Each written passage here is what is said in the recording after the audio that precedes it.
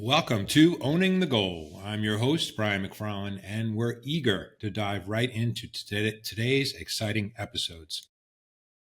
Please get your notepads out or head to Amazon to buy my guest's new book and workbook, Top Sales Producer, and the supplemental workbook guide. They work really well hand in hand, but we're going to talk about that. No matter what career path you are on, because success in sales is success in life. Today, we welcome back to our studio top sales producer and best-selling author, Andrew Barbuto, for his second appearance as our recurring guest. We got such positive feedback from our first conversation that you, the listeners, wanted more insights, inspiration, and learning from Andrew and myself. We are diving today into a critical but often overlooked topic, onboarding for sellers entering a new role, how the right process accelerates ramp time, drives early sales momentum, and sets the stage for long-term success. Let's get into it and welcome Andrew. Hey, Brian. Thanks for having me. Oh, you're so welcome. And it was such a pleasure to meet you down at Long Beach Island last week. So, truly enjoyed it. Well, your perspective on onboarding, as I opened the question with saying, why is onboarding the period so make or break time for new sellers? I can tell you how important it is based on your own book, in your workbook, which I use now every day. 58 of your 173 pages, that's 35% of the book, are dedicated to onboarding. So talk to us about getting in. Yeah, and it's the longest chapter, I think, like a decent amount in the main book as well. And that is true. You know, the reason is because onboarding a new sales job is really hard. And there's a lot to know. And, you know, there's just so much, because there is so much to know, it takes a while.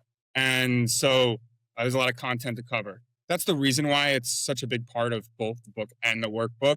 Because, you know, once you're done with onboarding, once you get to a point, and it could take up to 6 months, up to a year to really, really dive in and understand it very thoroughly, then the rest is just improving. And so once you get that initial baseline, also I have not found, I read a lot of sales books. I haven't really found any that actually covered the onboarding process. So me, having worked at 2 different sales companies in my career, I just remember like how long it takes people to remember, because when you've been working at a company for a long time, you kind of forget like how long it takes. I know you're currently going through that right now. So you understand it's a lot to learn, because there's many layers to it, right? You don't just need to learn the company's processes with respect to like your sales cycle. You also need to really understand, who to go to for what, the different platforms that your company uses. You need to understand what your value proposition is, what that sales cycle is like, what tools you use, all of that, who to go to for different things. And that's just internal. From there, you have to really thoroughly understand like the market, as well as the product offering, and understand how to, in some cases, give demos and what your service is, what makes you different, what your value proposition is, what your pitch really is, and how to shape it for different types of clients. There's so much nuance in sales, right?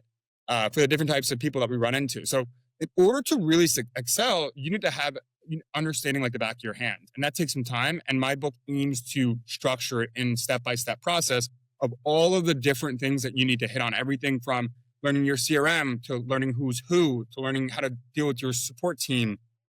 All of those things are covered as action items in the book and in the workbook. Yeah, and done so well, and really well said. You probably heard the term when you start a new job. What is it like? It's like drinking from a fire hose, right? You just can't possibly digest everything that's coming at you. And that first, I've read studies that say the first 90 days completely determines a person, not just a seller, their success or failure at that company. So you got 3 months to figure it out. So when you're coaching somebody, when you're training yourself, doing such a great job, what are 3 or 4 actions every new seller should really prioritize to set themselves up for long-term success? Yeah, so you described it perfectly. Drinking from a fire hose is exactly how I would describe it. onboarding any job is a lot, right? Like my wife just recently started a new company last year, and she's not in sales, and she was going through it, and it just brought me back to when I started my company and how long it takes. It takes a good 3 to 6 months to even just really to feel comfortable in knowing what you're going to do on a day-to-day basis. So it's really important. I think it's an underestimated step. Also with sales, it's like there's an extra layer, right? Because not only do you need to really like master your processes, but you also need to master it so much that you can win new clients, right? Like you can't just have an understanding of what to do on a day-to-day basis. You need to be an expert. And so, with respect to like what to do, I think that I was thinking about it earlier, and what's important to do is to not try to learn everything at once. There is so much to learn; it's impossible to learn it all in a week. So what I would recommend doing is a couple things. Number one is try to learn one thing at a time, right? Pick one thing and be like, okay, this week I'm going to master my ideal customer profile, or this week I'm going to master how to present our product, something along those lines, right? Where you do one thing at a time, and then by the time, you're a few months in, then you will have mastered everything. It's impossible. You're going to overwhelm yourself. You're going to get really stressed out. And so that would be my first piece of advice, which is pick a topic and try to master it in that week, right? Or that day, or what have you.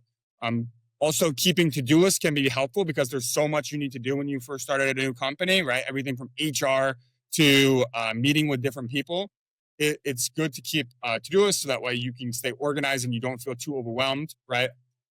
So the first thing is to avoid being too overwhelmed by picking a specific subject to master and not try to learn everything once.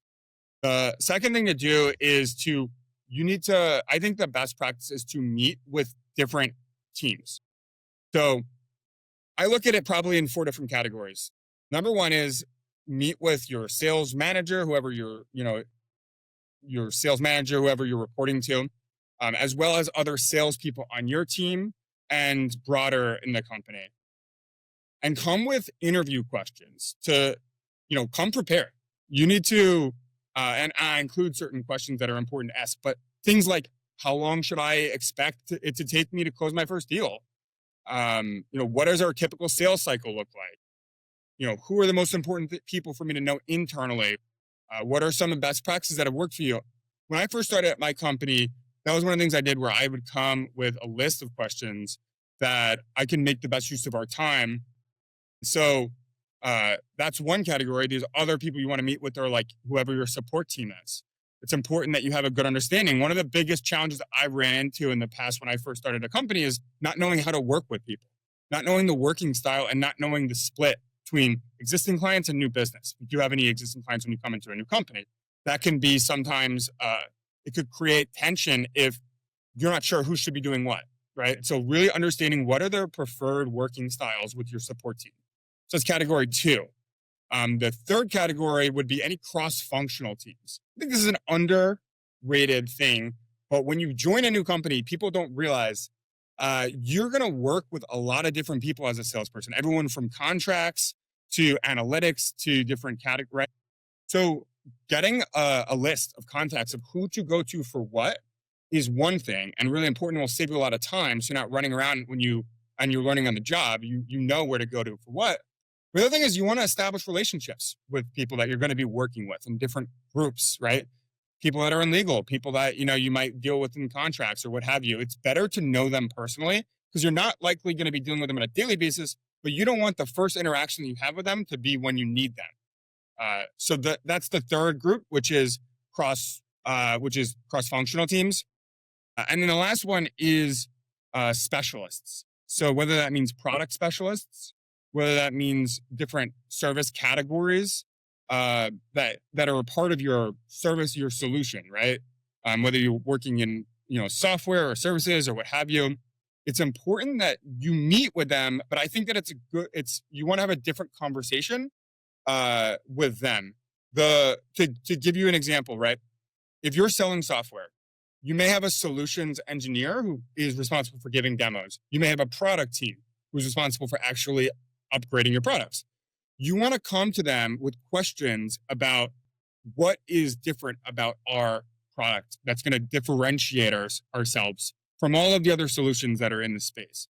A question I like to ask is, what do you think that a customer should know about our solution that you think would help them understand why it's the best solution for them, right? So this can be a part of your sales stories and your pitches when you're crafting them, is to get different perspectives from different parts of your company to get a 360-degree understanding of why you're the best solution for the different types of customers that you're going to be working with.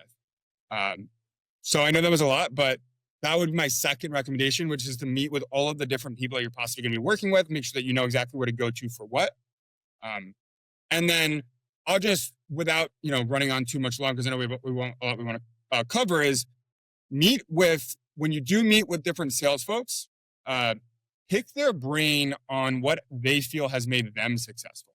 So a question I like to ask is, well, if you went back in time when you first started, what do you wish that you knew when you first began in this role? And what do some of the things that you see new salespeople run into that you would recommend to try to avoid, right? And expectations for myself, main competitors. What does our best customer look like? I recommend continuously meeting with salespeople, both on your immediate team and on your expanded team, and even in the industry throughout your entire career. And so the recommendation is to find a mentor, somebody outside of your immediate manager that can give you some information that maybe you wouldn't get from the people that you're working with directly on a regular basis, right? I've learned so much from people that I see are performing really well, and I've just met with them to pick their brain, and they're always willing to help. And I've gotten some of the best learnings that I've gotten that have helped me tremendously, especially when I was first starting, from meeting with other top salespeople. Yeah, that's absolutely perfect. And as you mentioned, it's exactly what I'm going through now in my first 90 days. And right off your script, I mean, been doing this a long time, is I walk in the door, I found out who's the best salesperson, met with him, he happens to sit next to me, and took him down for a protein shake. He's a marathon runner, and said, "You're the best. Why?" And it took a big dose of humbleness to do that, because I want to be the best, obviously, and I teased him about that. But he saved me so much time. And who doesn't like to be asked why they're the best? Even as I left last night, I heard him doing a sales call, and he was so good at it that I took the time, and he's about your age, so I'm 30 years older than him, and I complimented the advancement in his skills. And I got a special thank you note from him today saying, "Wow, that meant a lot," but it was critical. So thank you for that. One thing I'll ask, from the heart, since we met. So while you're doing all this internally, right? One of the things we didn't talk about yet, and I know we're going to get there, is the external, right? My management, rightly so, or when I was coaching, they expect me to have meetings on the books right away, and they will support me. So how do you go about doing all the things you just said, which are critical, while getting your outreach out literally from day one, so that you can be setting up those meetings? How do you facilitate that? Yeah. So, if you already started, this isn't going to help. But if, for anybody who's listening that is going to be starting a new job in the future, my recommendation is doing what I did, which is whatever amount of time you have between your old job and your new job, is using that time to try to get ahead of it and learning as much as you possibly can online. And when I first started my company, like ChatGPT and other generative AI tools didn't exist. Nowadays, it can be very helpful to really understand the value proposition of your company, because it essentially just scrapes the internet. And those are the resources that I was using anyway. When I was formulating my pitches and stuff, is the website, and you find out what you can online before you actually start. But where you can supplement the actual pitch and the outreach is by meeting with the different people. right? And that's how you get a fuller understanding of, okay, what are the ways that could truly help that isn't just like marketing, communication that you could find on the website. So to answer your question directly, so I recommend getting a head start by, if you do have any time between companies, try to learn as much as you possibly can. So you're coming in with a basic understanding of, okay, what is our value proposition? What are our likely customers look like? Use time off the clock, especially in the beginning, to write scripts. When I first started in sales, I used the weekends to actually physically write out scripts of, this is what I want to say to what. And using the time off the clock, especially in the beginning, will help you be more productive while you're on the clock. I love that. Go ahead. I'm sorry. No, and then I was just going to say that, like, yes, you're right. If you do have time, when you do that extra work leading into it, and then on the weekends, realistically, it's about activity. It's about volume when you first start. And the good thing about starting a new company is that typically you're not going to come in with a huge book of business already, unless you're very lucky. That would be great, because that's a great way to learn. But most people don't, right? So you have more time to focus on the outreach. So what I say is that when you first start a company, most of your time should be focused on learning and activity, trying to set up as many meetings as possible. The more meetings you have, the faster you will learn, and try to create opportunities like that. The quickest way to get meetings on the books is by tapping into your own network. If you have any relationships from a former company that you think that you might be able to help with your new company, that's the quickest and easiest way. Just like setting up time with them that way. If you already know them well, that's a good way. And then the other thing that I like to do is I look at our old clients, the company's old clients, because if they've worked with you once, they may be interested in working with you again. They're likely qualified. And so it's a quick way to get meetings on the books, is to say, hey, I just started. I know we used to work together. We have some updates. Would love to set up some time to catch up about them. And usually they're intrigued enough to at least catch up with you. Yeah, agreed. And this is such a understatement, is that getting these meetings, because we're nothing without our meetings, right? Can't create opportunities without a meeting. It takes X amount of meetings to develop an opportunity. It takes X amount of opportunities to develop a pipeline to then close a sale. But it all starts with the meetings and those interactions. So you and I talked about, and this is also in the book and in the workbook, but I think it's worth reconfirming with the listeners because it was so powerful. I mentioned to you that I was having a challenge getting responses, and you gave me some really great ideas when we were sitting across from each other. So share with us a little bit of the many points of interaction that you shared with me that I will then give you a success story. Be so thankful. So, are you referring to advice that I provided you with how to get like some initial meetings on the calendar? 100%. Okay. Yes. So, without remembering the specific advice that we talked about, I know we spoke a lot. We covered a lot of topics. I'll just talk through like the approach that I would take. I'm starting a new company. There's multiple. Where I'm going first is my own network. That's number one, like I said.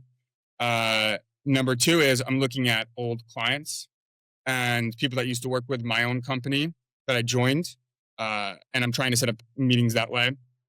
From there, one of the things that I mentioned to you is to potentially use you're part of a larger holding company, so using your new business, the holding company's resources, they likely have a new business team.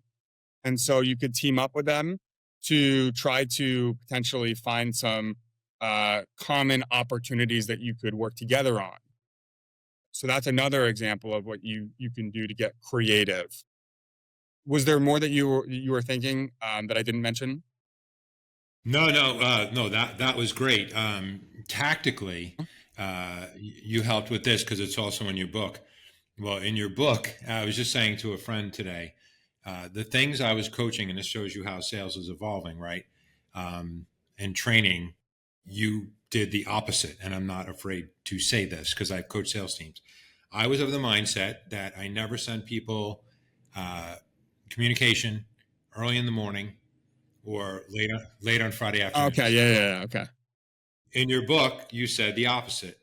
Guess what? Since I started doing that, my percentage rate is There you climbing. go. Yeah. It's a great way.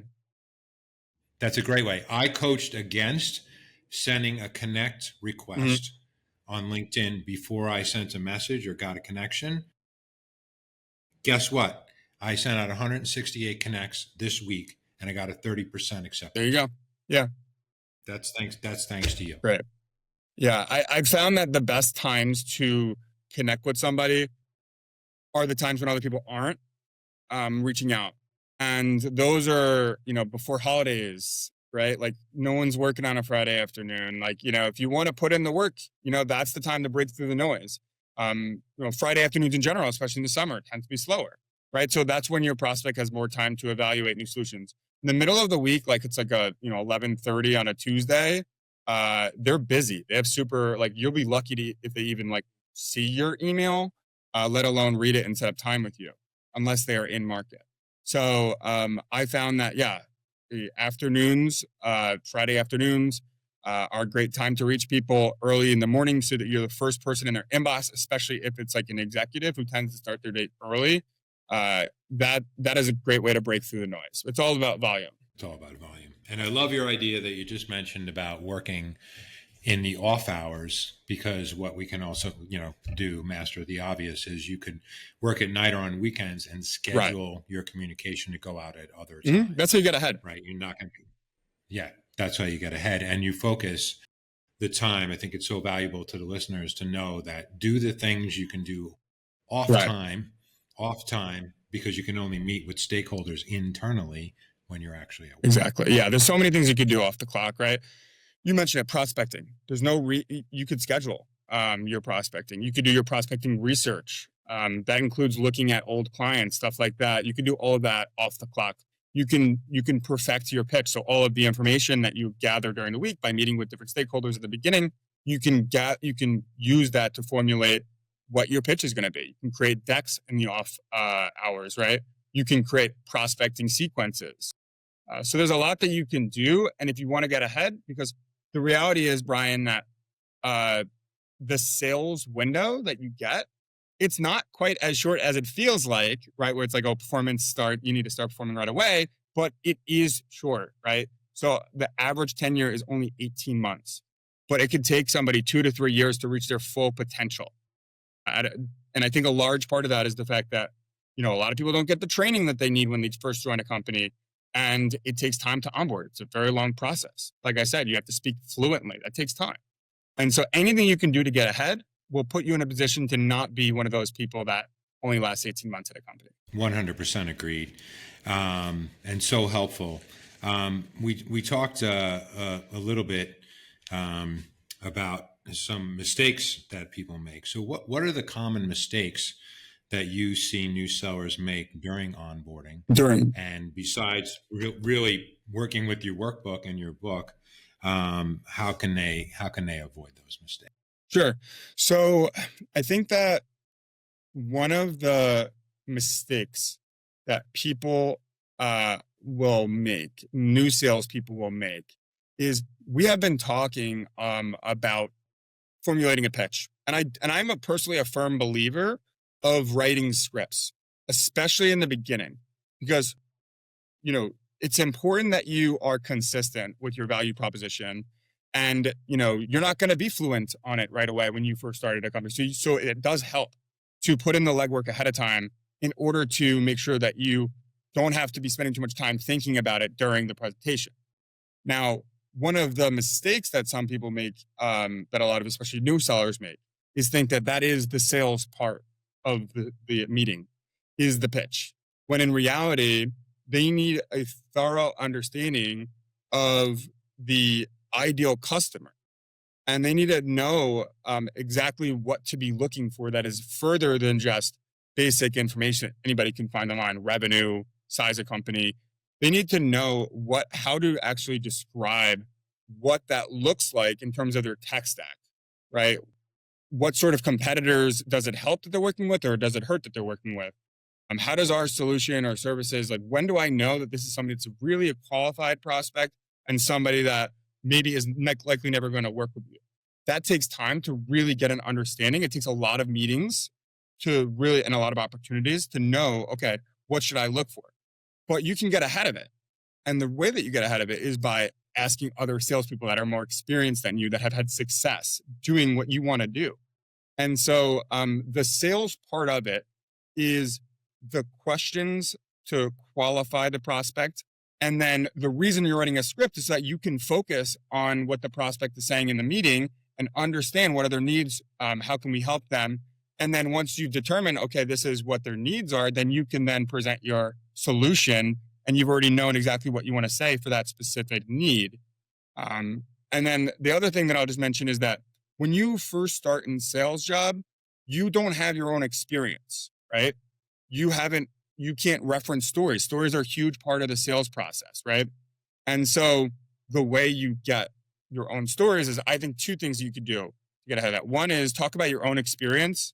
If you worked at a similar company, so my first company, I talked about when I first started here, I didn't have any clients. So I talked about how much better my life would have been if we had the software that we are now selling. So I talked about my own experience and the challenges that I knew that my customers could relate to.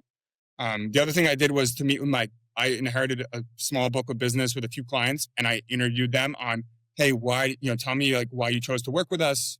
What's the value that you get from us? And then I also reviewed case studies to see if I could reformulate that. And then in those same meetings that I talked about with other salespeople, I asked them if they could tell me success stories. And then I referenced those in the meeting. So I think that it's really the fact that the most important part of onboarding is understanding who are the people that you're most likely to help and how. What are the needs that you could truly help with, what to look for.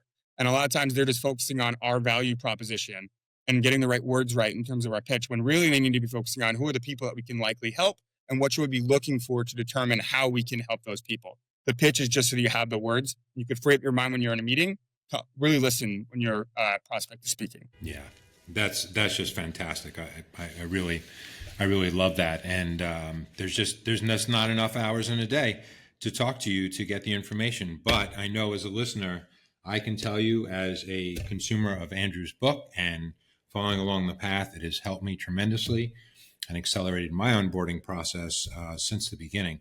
So as we kind of come to a close, because we want to give you people snackable information, you've just given so much information.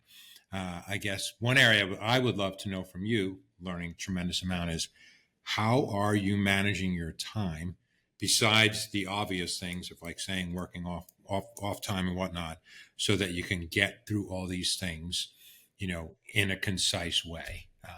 That's what I think I know myself and a listener would really benefit from, because now you've laid out what they should do. Now, how do they actually get through it? Because we all only have 24. Yeah. So some best practices we've already discussed, doing things off the clock to get ahead when you're on the clock. Another thing that I recommend is starting the day early.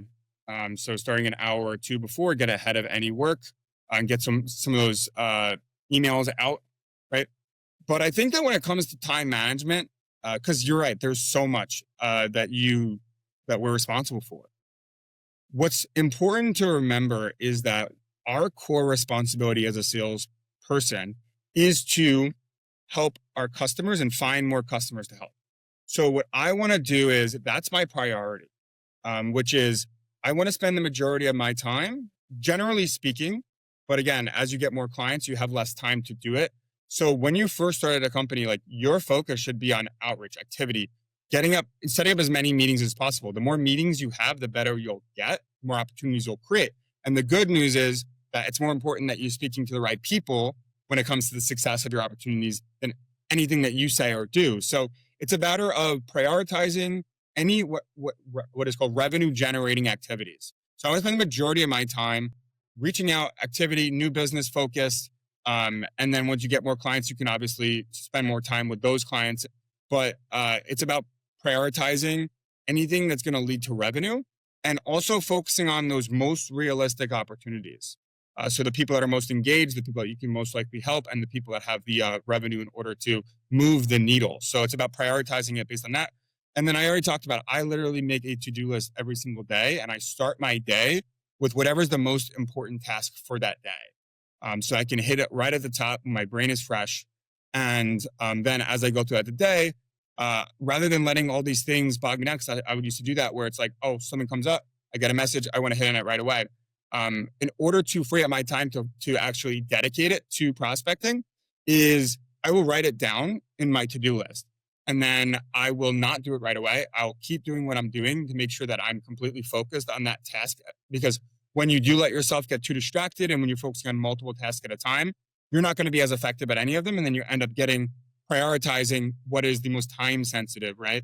So some things you could do is like put your phone on do not disturb, sign out of Teams, sign out of your email, or, if you're on LinkedIn, and only focus on that one task. Nothing is going to happen in that hour. Trust me, that's going to ultimately change anything about the day, right? So focus on the one task at a time, write things down so that way nothing slips through the cracks, and then prioritize what's going to drive the most amount of revenue first thing. And then, as you go about your day, then you hit on the rest of things. But I do it in descending order based on how important it is. And how I define important is what is going to most likely move the needle. What's the most realistic opportunity that's going to be closest to closing? That's how I prioritize my opportunities. My God, that's perfect. That's absolutely perfect. And I know our listeners are taking things away. So take a moment, Andrew, tell people how they can get in touch with you, action items they can take. I know you're also opportunities for coaching and training. So, take the mic and go from there. Yeah. I won't do a hard pitch, but, I am available. You can connect with me on LinkedIn, Andrew Barbuto. Check out my YouTube channel. I do try to put out weekly B2B sales tips, covering all of the topics we've discussed today and more. I cover every element of the sales process. And I really did spend probably too much time putting down everything that I essentially know based on all my career learnings into my book, Top Sales Producer, How to Crush Your Sales Quota. It's on Amazon. You could pick up the paperback, the hard copy, the ebook, and the audio book as well. It just came out. And then the workbook is a way to apply the learnings from the book into your actual book of business with sections to basically fill out everything I talk about. So, check those out. And, I'd love to connect with you and I'd be happy to discuss anything that we discussed today. Fantastic. All right. Well, thank you, Andrew, so much. We talked about in our first episode having you on as a recurring guest. We'll work towards a third episode to get that up and running because there's so much to be learned and be shared, and you're so kind with your time. So thank you for joining us and sharing your practical steps that teams can use to build onboarding that truly works. If you've enjoyed this episode, which we know you have, please subscribe, leave a review, comment, check the show notes for links to all of Andrew's and his resources that he has mentioned. If you'd like to be a guest on Owning the Goal, please send me a quick message and we will have you on. So thank you again for listening to Owning the Goal, reminding you that pursuing your goal is as much about the person you become as it is about the milestones you reach. Until next time, keep striving, keep growing, and keep owning your goals. Thanks so much again, Andrew.